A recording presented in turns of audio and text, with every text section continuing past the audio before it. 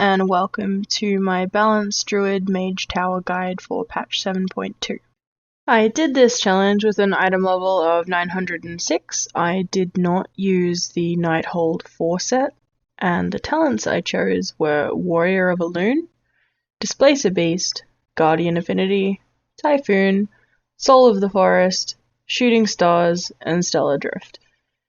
This is for as much AoE as possible, basically, to enhance that as much as possible, to get those little adds down and cleave them down. Typhoon, obviously, to keep Karam away from you.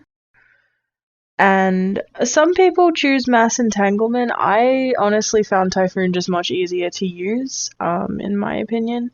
It does also daze them and slow them for a couple seconds also. Warrior of a Loon, some people again chose Star-Lord as a talent here to use. I honestly found that the burst was really helpful for the hands, and also at the end of the video you will see it is actually what got me the kill, because if I hadn't have had those instant casts I would have ran out of time. So those are my talents, that's my gear, onto the guide. Okay, so at the beginning of this encounter, only one of the twins is active, and that is Karam. You have to kite him around the arena. If he hits you and melees you, he hits for approximately 2 million health. You can take it with Prideas. I did once. I had a little bit of lag going on there and got hit, but it's best to kite him around the arena and use Starfall as much as possible. Also of note, you can start this encounter with Full Moon active. Just go and hit an enemy and get it ready to go. And you should start this encounter with Celestial Alignment and a potion. Don't use Heroism. And burn him as much as you can. He will get progressively faster as time goes on. So best use of your CCs is good.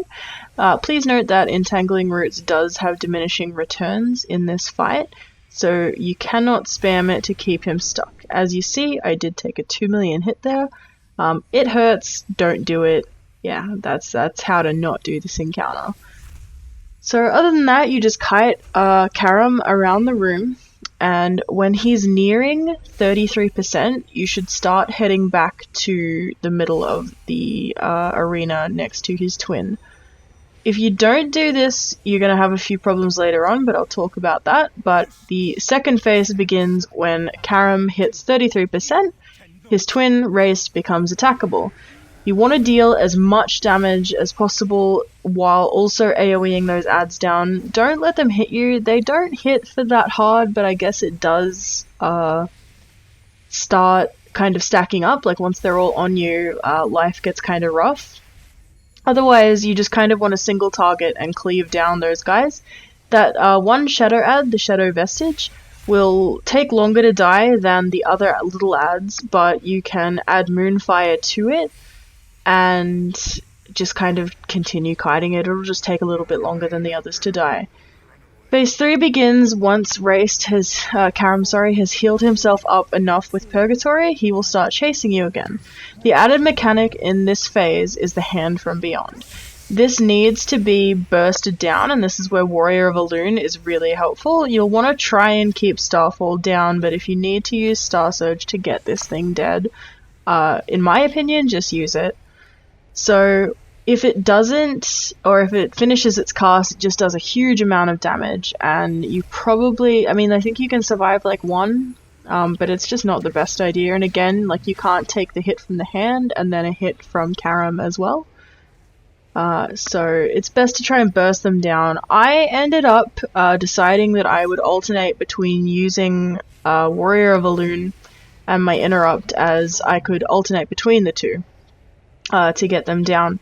Although I didn't end up needing to use that particular pattern, but for those of you with slightly lower eye levels, that might be a route to take. This is definitely doable with lower eye levels than what I had. I've seen a lot of Balanced Druids report that, but Cephas, the Ring, is a really, really good legendary for this fight. But otherwise, this phase kind of continues on as normal. You want to try and keep kiting Karam as much as possible and get him down to 33%, and then his twin will again become attackable.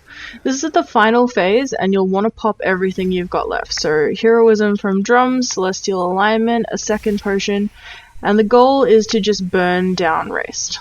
Here's all you have to kill to gain completion for this talent, and once he is dead, everything kind of despawns and won't try and kill you. The added mechanic in this phase are those runes on the ground, and you need to touch the orb and stand on it for a few seconds to soak it, otherwise it summons basically a huge ad that's a big scary version that moves a lot faster of Karam.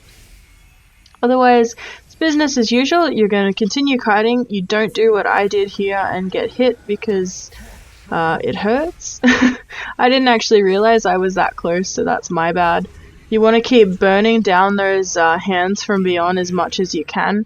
A little thing to note about the runes of summoning, and you'll see here, this is why my fight gets really messy. I didn't actually stand on this orb for long enough, and it actually did summon the ad. These are kiteable, and obviously you'll see that I do it with an ad up, but it's a lot tougher, and it was pretty scary. And because of that, and if I had to have taken the time to burn down this hand rather than just DPS, I probably would have wiped because the ad would have hit me before I could get adequate DPS. But that's why Warrior Balloon is really handy. So that is a summary of the fight. I hope you find this helpful, and in my opinion, it's one of the easier ones. It's a lot easier than the Feral one. But leave any comments and questions down below, and thanks once again for watching.